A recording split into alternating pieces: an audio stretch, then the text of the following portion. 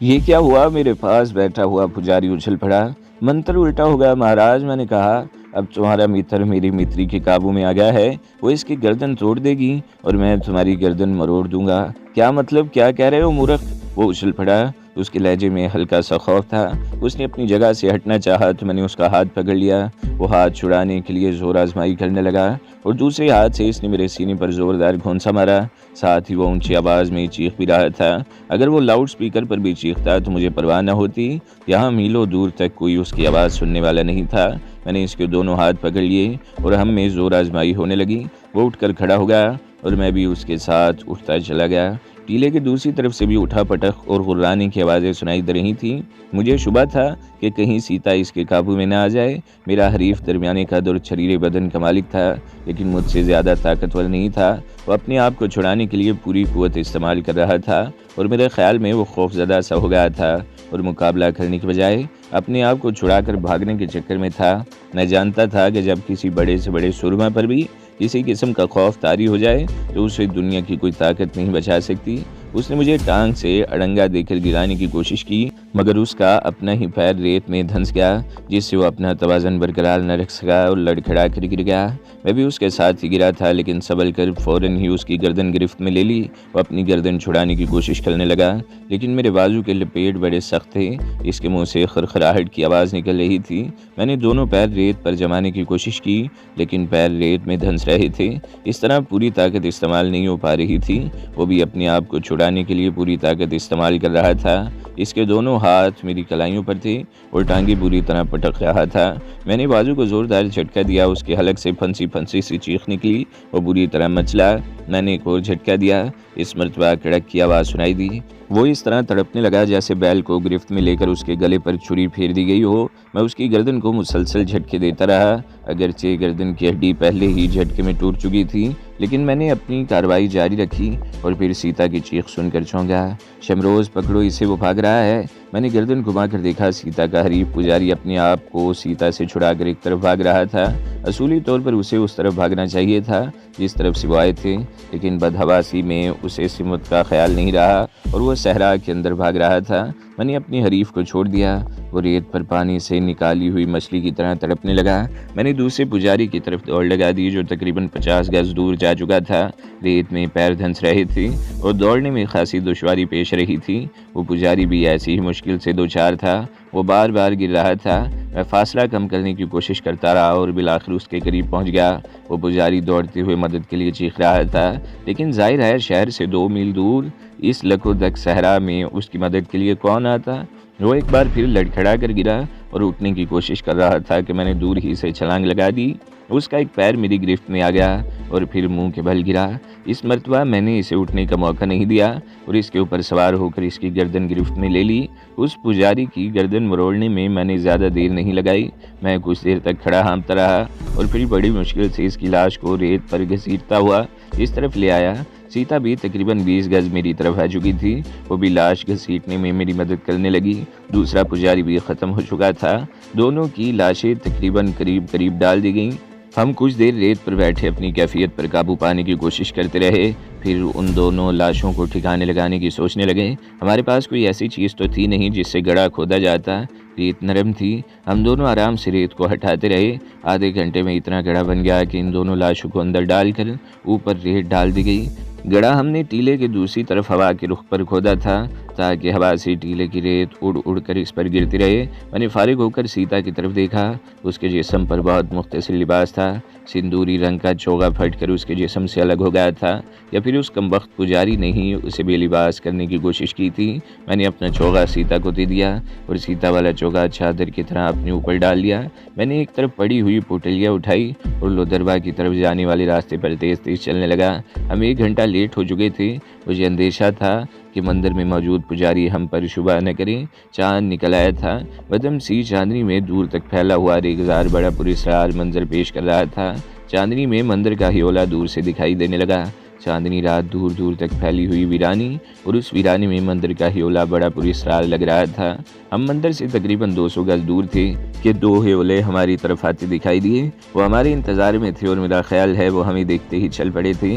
मैंने सीता की तरफ देखते हुए कहा, वो करीब पहुँचे तो तुम ज़रा अलग हट कर बैठ जाना, उन्हें शुबा नहीं होना चाहिए कि तुम औरत हो, तुम फिक्र मत करो, करीब आने दो इन्हें। सीता ने जवाब दिया। हमारे दरमियान तकरीबन 50 गज का फासला रह गया था। सीता रास्ते से तकरीबन 10 गज दूर हट गई और इस तरह बैठ गई जैसे फितरी ज़रूरत ने इसे मजबूर कर दिया हो। मैं भी रुक गया। वो दोनों पुजारी करीब पहुंच गए। वो दोनों हट्टे कट्टे और लंबे तरंगे थे। वो मेरे सामने आकर रुक गए। मैंने हाथ जोड़कर उन्हें प्रणाम किया। इन दोनों ने भी हाथ जोड़ दिए। देर हो गई महाराज, मैंने बारी बारी दोनों की तरफ देखते हुए कहा। रात में मित्र की तबीयत ख़राब हो गई थी, इसलिए आहिस्ता आहिस्ता चल कर आ रहे थे। कोई बात नहीं महाराज, उनमें से एक ने कहते हुए गर्दन घुमाकर सीता की तरफ देखा। हमारे लायक कोई सेवा हो तो? नहीं महाराज, अब वो ठीक हो गई, मेरा मतलब है उसकी तबीयत ठीक हो गई है। आप अपनी मंजिल खोटी ना करें, आप सुधारिए। इन दोनों को हो गई कि लफ्ज़ पर शुबा नहीं हुआ। उन दोनों को हो गई कि लफ्ज़ पर शुबा नहीं हुआ और ये लफ्ज़ मेरे मुंह से भी बेख्तियार निकल गया था, लेकिन मैंने बर वक्त अपनी ज़ुबान पर काबू पा लिया। अच्छा, हम चलते हैं जयराम जी की। जयराम जी की मैंने भी दोनों हाथ जोड़ दिए। वो तकरीबन 20 गज आगे निकल गए तो सीता उठकर मेरे करीब आ गई। ये क्या हमाकत थी, उसने मुझे घूरा। अगर उन्हें शुबा हो जाता तो? अब तो बात ख़त्म हो गई ना। मैंने कहा, चलो वो मंदिर अपने सेवकों का इंतज़ार कर रहा है। हम दोनों चलते हुए मंदिर के करीब आ गए। मंदिर की इमारत ज़्यादा बड़ी नहीं थी, बस समझ लीजिए कि तकरीबन 1000 मुरब्बा गज रकबे पर ज़मीन की सतह से तकरीबन 6 फीट ऊंची कंक्रीट की चौकी बनी हुई थी, जिस पर वो इमारत तामीर की गई थी। ऊपर पहुंचने के लिए 5 कुशादा सीढ़ियाँ थीं। ये इमारत वसी और इस बारादरी की तरफ थी। कोई गेट नहीं था, चारों तरफ से खुला हुआ था। छत को बड़े बड़े सुतूनों ने सहारा दे रखा था। इमारत के चारों कोनों पर अलबत्ता कमरे बने हुए थे। बारादरी के वस्त में बड़े सुतून के साथ एक 5 फीट ऊंचा चबूतरा था, जिस पर एक बड़ी मूर्ति रखी हुई थी। इस मूर्ति का सर गायब था, एक बाजू भी नहीं था, दूसरा बाजू कोहनी से गायब था और यही टूटा फूटा भगवान जीन मौत के पैरोकारों के लिए मुकद्दस था। ये मंदिर सदियों पुराना था। ये मूर्ति भी उसी वक्त यहाँ रखी गई होगी, लेकिन सदियों के हवादस ने इसका हुलिया बिगाड़ दिया था और बिगड़े हुए हुलिये का यही पत्थर हिंदुओं का भगवान था, जिसकी यात्रा के लिए वो दूर दूर से आते थे। एक कोने में वाक़ई कमरे का दरवाज़ा खुला हुआ था। अंदर कोई लैंप या मशल जल रही थी, जिसकी जर्द रोशनी दरवाजे के बाहर भी झलक रही थी। सीता दरवाजे पर रुककर अंदर झांकने लगी और फिर वो अंदर चली गई। मैं भी उसके पीछे ही अंदर आ गया। ये कमरा 8 बाई 8 फीट से ज़्यादा बड़ा नहीं था। 8 फीट ऊपर चारों दीवारों में खिड़कियां थीं, जिनमें संगमरमर की जालियां लगी हुई थीं। उनसे नीचे कोई खिड़की वगैरह नहीं थी। अलबत्ता 2 दीवारों में एक एक 2-2 ईंटें उखड़ी हुई थीं। एक सुराख से बाहर दूर तक रेगिस्तान में देखा जा सकता था, जबकि दूसरी दीवार से मंदिर का भी कंपाउंड और वो ऊंची दीवार नजर आ रही थी, जिससे इस मंदिर और लोदरवा खंडर और शहर को एक दूसरे से अलग किया गया था। एक दीवार में लगे हुए कुंडे में वो मशल लटकी हुई थी, जिसमें किसी जानवर की चर्बी जल रही थी। दरवाज़ा और चारों तरफ खिड़कियां खुली होने की वजह से कमरे में ना तो मशल की धुएं की घुटन थी और ना ही चर्बी जलने की तेज़ बू थी। मोम से मिलती जुलती बू बहुत हल्की थी और काबिल बर्दाश्त थी। फर्श पर एक हिस्से में चटाई बिछी हुई थी, जिस पर 2 आदमी आसानी से सो सकते थे। दीवार में कोई अलमारी वगैरह नहीं थी। ऐसी इमारतों में आमतौर पर दीवारों ही में जगह बनाकर स्लीव वगैरह लगा दिए जाते हैं, लेकिन यहाँ कुछ नहीं था। अलबत्ता चारों दीवारों में तकरीबन 4 फीट की बुलंदी पर 8 इंच ऊंचे और 6 इंच चौड़े ताकचे बने हुए थे, जिनमें या तो तैयारियां रखी जाती होंगी या चिराग जलाए जाते होंगे, लेकिन अब कुछ नहीं। मैंने हाथ में पकड़ी हुई गठरी एक दीवार के करीब रख दी। उस गठरी में हमारे खाने पीने की चीज़ें थीं। सीता ने शहर वाले जीन मंदिर के पंडित भोलानाथ से ये भी मालूम कर लिया था कि इस मंदिर में एक बावर्ची खाना भी है, जहाँ ज़रूरी बर्तन मौजूद हैं। वहाँ रहने वाले पुजारी अपना खाना खुद तैयार करते हैं। सीता अपने साथ खासी मिकदार में चावल, मिसाले और ज़रूरत की दूसरी चीज़ें भी ले आई थी। खुराक के मोहरबंद डब्बे भी चीज़ों के अलावा थे। सीता थक गई थी। वो फर्श पर बिछी हुई प्याल पर दीवार से टेक लगाकर बैठ गई और टांगे आगे को फैला दी।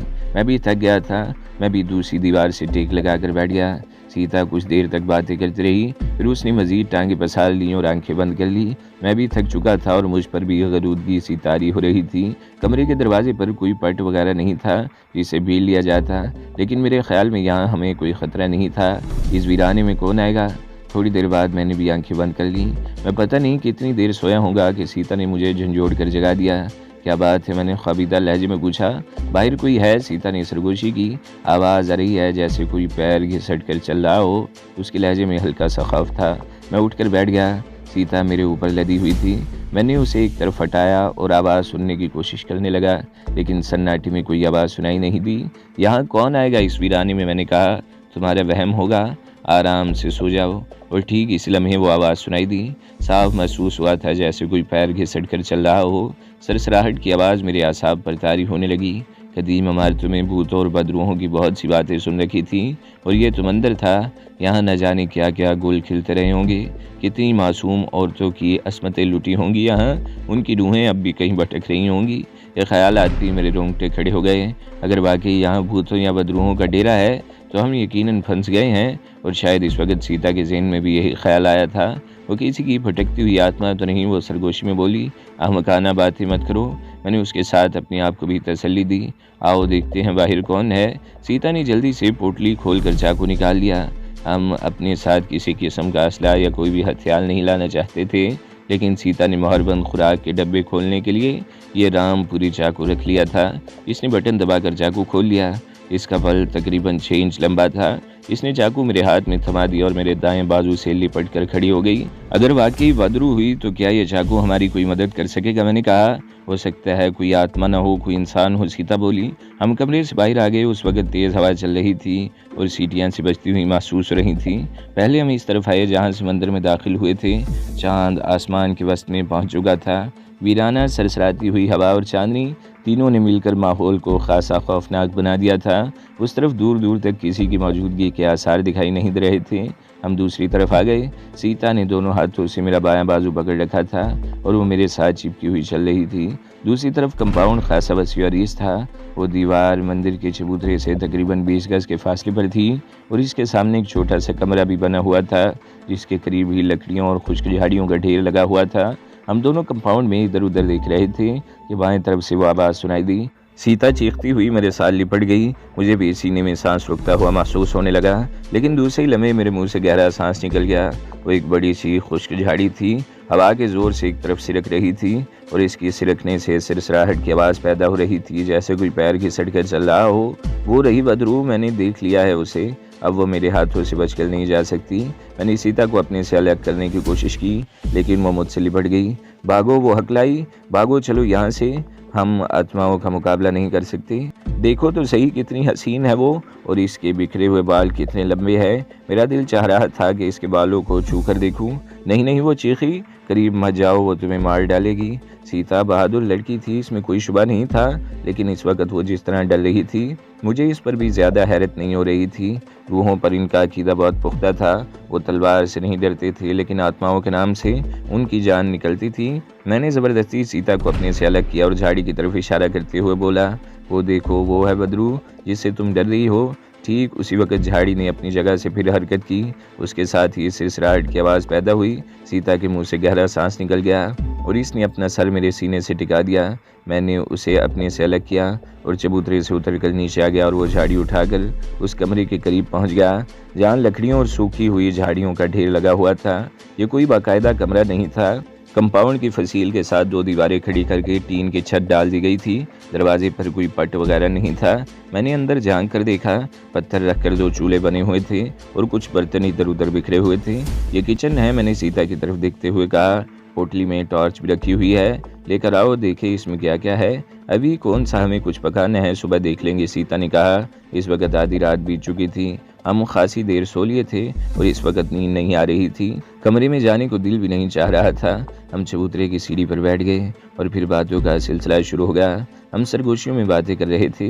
मेरा तजस्सुस बढ़ रहा था और मैं लुदरवा के उन खंडरात के बारे में ज़्यादा से ज़्यादा जान लेना चाहता था जहाँ दहशतगर्दी और तखरीबकारी का कैंप कायम किया गया है। रात अपनी आखिरी पहर में दाखिल हो चुकी थी। रेगिस्तान की हवा में खंजर की सी काट आ गई थी। चलो अंदर चले, मुझे सर्दी लग रही है, सीता ने कहा। मैंने गर्दन घुमाकर सीता की तरफ देखा और तब मुझे पहली बार एहसास हुआ कि इसने चोगा नहीं पहना हुआ। उसके जिस्म पर वही मुख्तसर लिबास था जो घर से रवाना होते वक्त चोगे के नीचे पहना था। मुख्तसर सी चोली और घुटनों के ऊपर तक का घाघरा था। मैंने भी चोगा उतार रखा था। मैंने पजामा और कुर्ता पहन रखा था, लेकिन मुझे सर्दी नहीं लग रही थी। मेरी सारी ज़िंदगी कश्मीर के बर्फ़पोश पहाड़ों में गुजरी थी। राजस्थान की सर्दी मेरा क्या बिगाड़ सकती थी। हम कमरे में आकर दीवार से टेक लगाकर बैठ गए। बाहर के मुकाबले में कमरे की फिज़ा गर्म थी, मगर सीता को अब भी सर्दी लग रही थी और वो मेरे साथ लिपट कर बैठी हुई थी और फिर वो इस तरह नीम दराज होकर सो गई कि उसका सर मेरी गोद में रखा हुआ था।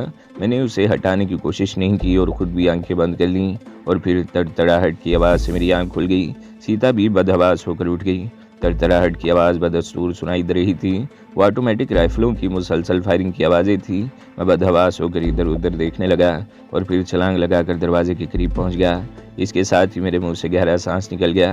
फायर की आवाज़ें कंपाउंड वॉल की दूसरी तरफ से सुनाई दे रही थी। मैं तो डर ही गई थी। अपने करीब सीता की आवाज़ सुनकर मैंने डर कर इसकी तरफ देखा। वो सीने पर हाथ रखे खड़ी थी। इधर दहशतगर्दी की तरबियत का कैंप है और जाहिर है मैं समझ गया। मैंने उसकी बात काट दी और इधर उधर देखने लगा। हर तरफ चिट्टी धूप फैली हुई थी। मेरे अंदाजे के मुताबिक सुबह 8 बजे का वक्त हो रहा था। फसील की दूसरी तरफ से रह रहकर फायरिंग की आवाज़ें सुनाई दे रही थीं और कभी कभार बम का कोई धमाका भी फिज़ा में गूंज पैदा करता था। हम कुछ देर ये आवाज़ें सुनते रहे और फिर अपने काम में मसरूफ़ हो गए। मैंने किचन का जायज़ा लिया। वहाँ ज़रूरत के बर्तन मौजूद थे। 3 पतीलियाँ, चायदानी और ताम चीनी की 3-4 प्लेटें थीं। ये सारी चीज़ें धुली हुई थीं और लकड़ी की एक चौकी पर रखी हुई थीं। किचन की दीवारों पर छत धुएं से काली हो रही थी और मुझे ये देखकर हैरत हुई। वो इस किचन में एक नलका भी था जिसके नीचे प्लास्टिक की एक बाल्टी पानी से भरी हुई थी। नलके का पाइप चीली दीवार से निकला हुआ था। मुझे ये समझने में देर नहीं लगी कि मंदिर के लिए पानी का इंतज़ाम कैंप की तरफ से किया गया था। कैंप में यकीनन पानी का मुतदिल इंतज़ाम होगा और मुझे यकीन है कि किसी बड़े जनरेटर वगैरह के ज़रिए बिजली का निज़ाम भी होगा, मगर मंदिर को बिजली नहीं दी गई थी। सीता ने अपनी पोटली खोल ली। उसमें चाय की पत्ती और खुश्क दूध वगैरह भी मौजूद था। मैंने किचन के अंदर एक चूल्हे में आग जला दी और सीता चाय तैयार करने लगी। हमने मंदिर की सीढ़ियों पर बैठकर चाय पी और फिर घूम फिर कर मंदिर का जायज़ा लेने लगे। बाकी 3 कमरों में भी किसी दरवाजे के पट नहीं थे। वो तीनों कमरे भी पहले कमरे से मुख्तलिफ नहीं थे। अलबत्ता एक कमरा किसी कदर बड़ा था और उसमें ऊपर जाने के लिए एक तंग सा जीना भी था जो दीवारों के साथ साथ घूमता हुआ ऊपर चला गया था। मैंने सीता की तरफ देखा और गर्द आलूद सीढ़ियों पर चढ़ता चला गया। सीता भी मेरे पीछे आ रही थी।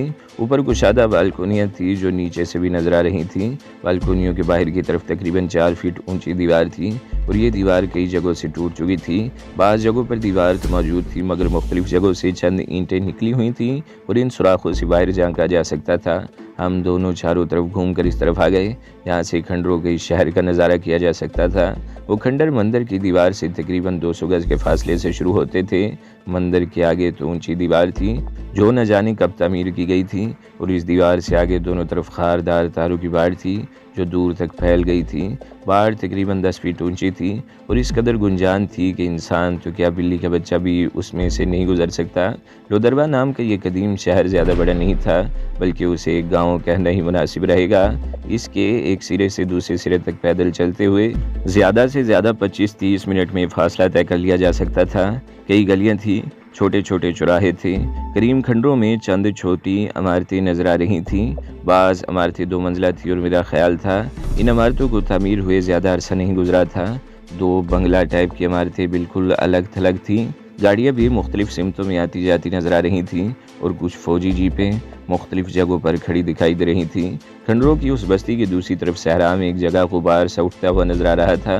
कुछ देर पहले वहाँ बम का धमाका हुआ था। वो जो बंगला नुमा इमारतें देख रहे हो ना, सीता ने इशारा करते हुए कहा, वो इसराइली इंटेलिजेंस मोसाद के माहिरीन की रिहाइश गाहें हैं। कम से कम 4 इसराइली माहिरीन इस वक्त इस बस्ती में मौजूद हैं। इंडियन माहिरीन भी खिदमत अंजाम दे रहे हैं और इस कैंप में कम से कम 150 नौजवानों को तरबियत दी जा रही है। अगर ये कैंप तबाह कर दिया जाए तो तुम अपनी कौम की बहुत बड़ी खिदमत कर सकोगे।